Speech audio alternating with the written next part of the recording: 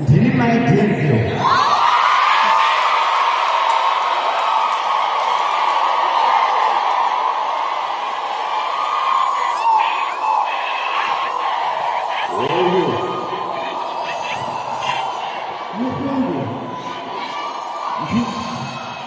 Ndine urombo nemafoto zvakalikiswa nababa Denzel kukuru.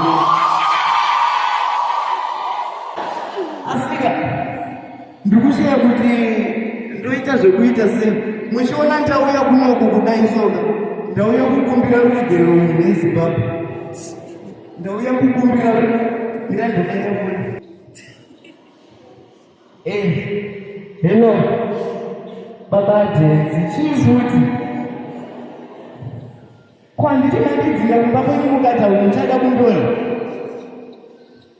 Miss Diko.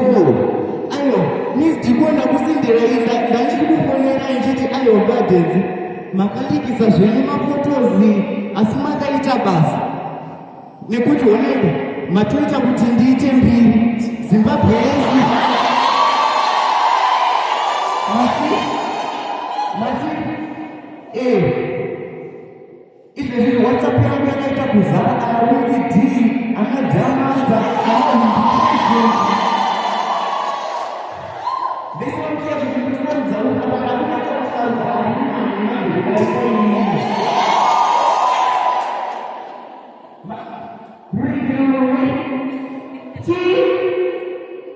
izvezvi zvichivhura YouTube, ndatovhura YouTube yangu account izvezvi mukatoenda paYouTube vanhu vakutosubscribe vachindiona ndakutoita mari nekuda kwemafoto zenyu amakandiisira iwaya. Apa nditori pashoni painadira Teachers College zvinotodza vanhu kuti vasubscribe. Munhu tikati musandifonera nhamba dzangu ibva imatodhiliti makadini. Ini ndonzi DK 44. Saka ndaichikukumbirawo kuti mutisubscribe paYouTube pedu. Ukangoti DK 40K mavideos edu ari kubuda. Rotenda ndakauya pana pandine 30 subscribers. But ingo zvino ndakutosvika 500, unogona kusvika 500 nhasi.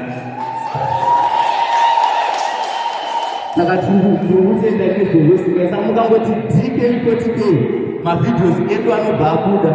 And then hamapinda muYouTube channel yakanzi 40K Films, ndoma munobva masubscribe. Mukadaro chete mune maita basa ndatenda.